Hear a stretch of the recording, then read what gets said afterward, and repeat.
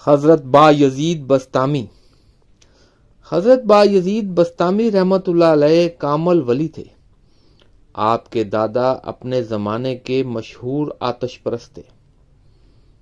آپ کے والد مکرم کو بستام میں بڑی عزت اور فضیلت حاصل تھی۔ آپ ابھی اپنی والدہ کے پیٹ ہی میں تھے کہ آپ کی ذات بابرکات سے کرامتیں ظاہر ہونے لگی۔ آپ کی والدہ فرماتی ہیں کہ جب با یزید میرے شکم میں تھا، اس زمانے میں اگر بھولے سے بھی کوئی مشکوک غذا میرے حلق میں چلی جاتی تھی تو میرے پیٹ میں بڑا شدید درد ہونے لگتا تھا، حتیٰ کہ مجھے انگلیاں حلق میں ڈال کر وہ غذا خارج کرنی پڑتی تھی۔ آپ کا پورا نام ابو زید با یزید تیفور عیسیٰ بن سروشان تھا۔ شہر بستام میں پیدا ہوئے۔ آپ نے فقہ حنفی کی تعلیم ابو علی سندھی سے حاصل کی اور انہی سے حقیقت و معرفت کا سبق پڑھا۔ بعد ازاں دنیا ترک کر دی اور 12 سال تک جنگلوں میں ریاضت کی۔ تصوف میں آپ کا مرتبہ بہت بلند ہے۔ آپ نے حضرت امام جعفر صادق سے بھی کسب فیض کیا تھا۔ جب آپ نے ہوش سنبھالا تو ماں نے آپ کو مدرسے میں داخل کروا دیا۔ وہاں آپ کو جو پہلا سبق دیا گیا وہ یہ آیت تھی: اے بندے، میرا بھی شکر ادا کر اور اپنے والدین کا بھی۔ آپ اس وقت مدرسے سے واپس آ گئے اور ماں سے کہا کہ مجھ سے 2 ہستیوں کا شکر ادا نہیں ہو سکتا۔ آپ مجھے اللہ تعالیٰ سے طلب کر لیں تاکہ میں آپ کا شکر ادا کرتا رہوں، یا پھر مجھے خدا کے سپرد کر دیں تاکہ میں اس کے شکر میں مشغول ہو جاؤں۔ ماں نے کہا: بیٹا، میں اپنے حقوق سے دستبردار ہو کر تمہیں اللہ کے سپرد کرتی ہوں۔ ماں کے منہ سے یہ الفاظ سنتے ہی آپ نے زاد راہ لیا اور شام چلے گئے۔ اللہ کے ذکر کو اپنا مشغلہ بنا لیا اور 3 سال تک شام کے صحراؤں اور جنگلوں میں زندگی بسر کرتے رہے۔ اس دوران کھانا پینا ترک کر دیا اور اللہ کے مقرب بندوں کی خدمت میں حاضری دیتے رہے۔ اسی طرح آپ نے 70 بزرگوں سے فیض حاصل کیا اور دینی علوم میں مہارت حاصل کر لی۔ یہی زمانہ تھا جب پورے عالم اسلام میں حضرت امام جعفر صادق کے علم و شرف کا سورج چمک رہا تھا۔ حضرت با یزید بستامی رحمت اللہ علیہ نے حضرت امام جعفر صادق کی بارگاہ میں بھی حاضری دی اور کافی مدت تک ان کی خدمت میں رہے۔ ایک دن آپ امام جعفر صادق کی مجلس میں حاضر تھے۔ انہوں نے آپ سے فرمایا: فلاں طاق سے فلاں کتاب لے آؤ۔ آپ نے پوچھا: طاق کہاں ہے؟ حضرت امام جعفر صادق کو اس بات پر بڑی حیرت ہوئی۔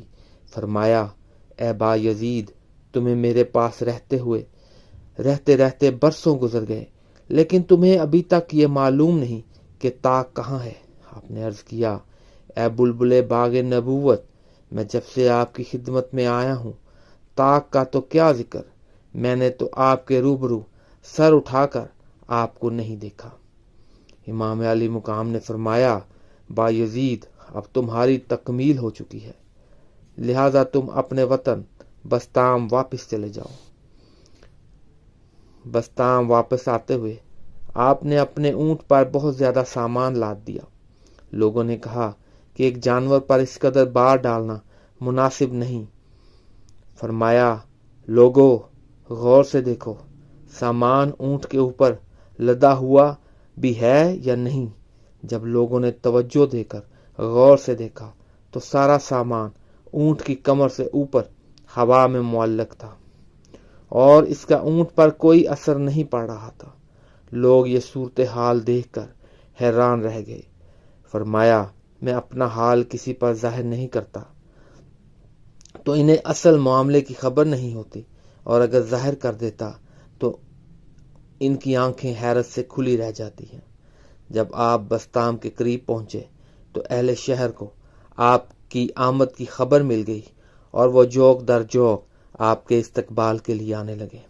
آپ نے سوچا کہ اگر میں لوگوں کے ہجوم میں گر گیا تو یاد الہی سے غفلت ہوگی۔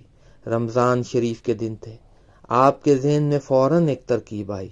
عین لوگوں کے درمیان دن دہاڑے آپ نے کھانا پینا شروع کر دیا۔ یہ منظر دیکھ کر لوگ واپس چلے گئے۔ اس طرح آپ نے ہجوم سے نجات حاصل کر لی۔ جب آپ اپنے مکان کے دروازے پر پہنچے تو کان لگا کر دروازے سے اندر کی آواز سننے کی کوشش کی۔ آپ کی والدہ وضو کرتی جاتی تھیں اور فرماتی جاتی تھیں، اے اللہ تعالیٰ میرے مسافر بیٹے کو اپنی رحمت میں رکھ، اسے بزرگوں کی خوشنودی عطا فرما اور عمدہ بدلہ دے۔ یہ سن کر آپ بہت روئے، پھر دروازے پر دستک دی۔ والدہ نے پوچھا کون ہے؟ عرض کیا آپ کا مسافر۔ انہوں نے بجلی کی تیزی سے اٹھ کر دروازہ کھول دیا اور کہا، تم نے اتنا طویل سفر اور دیرینہ سفر کیا ہے کہ روتے روتے میری بینائی ختم ہو گئی ہے اور کمر غم کے بوجھ سے جھک گئی ہے۔ آپ نے جواب دیا کہ میں آپ کی خوشنودی سے اللہ کی راہ میں نکلا تھا۔ فرماتے تھے کہ میں نے 12 سال نفس کو ریاضت کی بھٹی میں ڈال کر مجاہدے کی آگ سے تپایا ہے اور ملامت کے ہتھوڑے سے کوٹا ہے۔ نتیجہ یہ ہے کہ میرا دل آئینہ بن چکا ہے۔ پھر میں نے 5 سال مختلف نوعیت کی عبادات کر کے اپنے دل کے آئینے کو چمکایا اور پھر 1 سال تک خود اعتمادی کی نظر سے دل کا مشاہدہ کیا تو اس میں خود پسندی کے دھبے نظر آئے۔ چنانچہ میں نے مزید 5 سال تک عبادت کی اور دل کو مسلمان بنایا، اور جب اسی دل کے آئینے میں خلائق کو دیکھا تو سب کو مردہ پایا۔ میں نے فوراً نماز جنازہ پڑھی اور خلائق سے کنارہ کش ہو گیا، جس طرح لوگ جنازہ پڑھ کر قیامت تک کے لیے مردے سے الگ ہو جاتے ہیں۔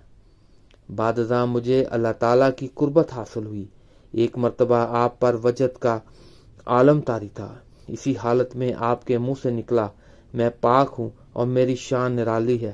جب آپ کے وجد کی کیفیت ختم ہوئی تو عقیدت مندوں نے آپ کی توجہ آپ کے فکرے کی طرف دلائی اور کہا کہ آپ اپنی شان بیان کر رہے تھے۔ آپ نے جواب دیا کہ مجھے تو معلوم نہیں کہ میں نے اس قسم کا کوئی فکرہ کہا ہو، لیکن اگر آئندہ اس قسم کا کوئی فکرہ میرے منہ سے نکلے تو مجھے قتل کر دینا۔ چنانچہ ایک مرتبہ پھر آپ پر وجد طاری ہوا اور زبان مبارک سے پھر وہی فکرہ نکلنے لگا کہ میں پاک ہوں اور میری شان نرالی ہے۔ یہ سنتے ہی سارے مریدوں نے تلواریں نکال لی اور آپ کو قتل کرنے کے لیے بڑھ چڑھ کر وار کرنے لگے، لیکن مریدوں کو یہ دیکھ کر سخت وحشت ہوئی کہ انہیں سارے مقام میں ہر طرف حضرت بایزید کے لاتعداد چہرے نظر آ رہے تھے اور مریدوں کی تلواروں کے حملے آپ پر اثر انداز نہیں ہوتے تھے۔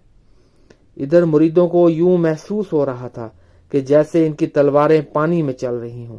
جب وجد کی حالت ختم ہوئی تو آپ ایک محراب میں کھڑے تھے۔ مریدوں نے سارا قصہ ان سے بیان کیا۔ آپ نے فرمایا کہ اصل بایزید تو میں ہوں جو تمہارے سامنے کھڑا ہوں۔ ہاں، میرے جیسے جو دوسرے بے شمار چہرے تم نے دیکھے ہیں وہ بایزید نہیں تھے، مگر اس مقام کو سمجھنے کے لیے مراتب کی واقفیت ہونی ضروری ہے۔ ایک یہودی آپ کا ہمسایہ تھا۔ ایک دن وہ کسی کام سے سفر پر گیا۔ وہ اتنا غریب تھا کہ اس کے پیچھے اس کی بیوی چراغ تک روشن کرنے کی اہل نہ تھی اور تاریکی کی وجہ سے اس کا بچہ تمام رات روتا رہتا تھا۔ چنانچہ آپ ہر رات اس کے ہاں اپنا چراغ رکھ آتے تھے۔ یہودی سفر سے واپس آیا تو اس کی بیوی نے تمام واقعہ سنایا۔ وہ کہنے لگا، کس قدر افسوس کا مقام ہے، کتنا عظیم بزرگ ہمارا پڑوسی ہے اور ہم پھر بھی گمراہی کی زندگی گزار رہے ہیں۔ چنانچہ دونوں میاں بیوی آپ کی خدمت میں آئے اور مسلمان ہو گئے۔ آپ ایک دفعہ اپنے مریدوں کے حلقے میں بیٹھے تھے۔ بیٹھے بیٹھے اچانک فرمایا کہ خدا کا ایک دوست آ رہا ہے، چلو آؤ اس کا مل جل کر استقبال کریں۔ سب لوگ باہر نکلے تو دیکھا کہ حضرت ابراہیم حروی خچر پر سوار چلے آ رہے تھے۔ حضرت بایزید بستامی رحمۃ اللہ علیہ نے ان سے کہا کہ مجھے آپ کے استقبال کا حکم اللہ تعالیٰ نے دیا تھا اور یہ بھی فرمایا تھا کہ میں آپ کو اللہ تعالیٰ کی بارگاہ میں اپنا شفیع بنا لوں۔ بعد ازاں حضرت باجدید بستامی رحمۃ اللہ علیہ نے حضرت ابراہیم رحمۃ اللہ علیہ کے اعزاز میں نہایت پرتکلف دعوت کی۔ دسترخوان پر بیٹھے بیٹھے حضرت ابراہیم رحمۃ اللہ علیہ کے دل میں خیال گزرا کہ حضرت باجدید بستامی رحمۃ اللہ علیہ جیسے بزرگوں کو اس قسم کے کھانوں سے گریز کرنا چاہیے۔ حضرت باجدید رحمۃ اللہ علیہ کو حضرت ابراہیم رحمۃ اللہ علیہ کے اس خیال کا خود بخود علم ہو گیا۔ جب کھانا ختم ہو چکا تو آپ نے حضرت ابراہیم رحمۃ اللہ علیہ کا ہاتھ تھام کر ایک دیوار کے کونے میں مارا۔ یکایک دیوار پھٹ گئی اور سامنے ایک ٹھاٹھے مارتا ہوا سمندر نظر آنے لگا۔ حضرت باجدید بستامی رحمۃ اللہ علیہ نے ان سے کہا کہ چلیے ہم دونوں اس میں غسل کریں گے۔ انہوں نے جواب دیا، یہ مرتبہ خدا نے مجھے عطا نہیں فرمایا۔ حضرت باجدید بستامی رحمۃ اللہ علیہ نے فرمایا کہ جانور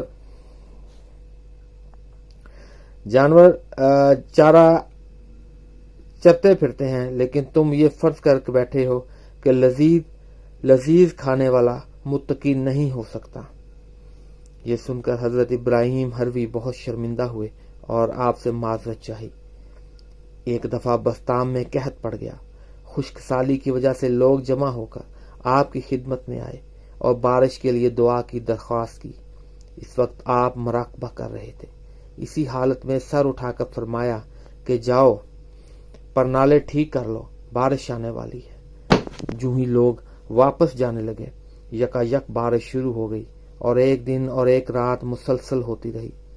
حضرت جنید رحمۃ اللہ علیہ بغدادی فرماتے ہیں کہ آپ ہم میں ایسے ہیں جیسے جبرائیل علیہ السلام فرشتوں میں۔ تمام سالکان کی انتہا آپ کی ابتدا ہے۔ بستام میں انتقال کیا، کوئی مستقل تصنیف نہیں چھوڑی۔ چند اقوال مختلف لوگوں کی زبانی تصوف کی کتابوں میں موجود ہیں۔ آپ اپنی والدہ کی خدمت کو سب سے بڑی عبادت اور ان کی رضامندی کو دنیا میں سب سے بڑی نعمت جانتے تھے۔ ایک رات والدہ نے ان سے پانی مانگا۔ حضرت پیالہ لے کر پانی لینے گئے۔ سراہی کو دیکھا تو خالی پڑی تھی، کسی اور برتن میں بھی پانی نہیں تھا۔ یہ دیکھ کر آپ دریا کی طرف چل دیے۔ اس رات سخت سردی پڑ رہی تھی۔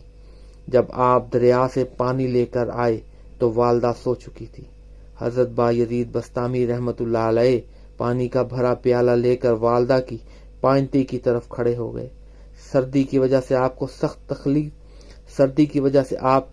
تکلیف محسوس ہو رہی تھی، مگر آپ نے اپنی تکلیف کا کچھ خیال نہ کیا اور پانی کا پیالہ لے کر چپ چاپ کھڑے رہے۔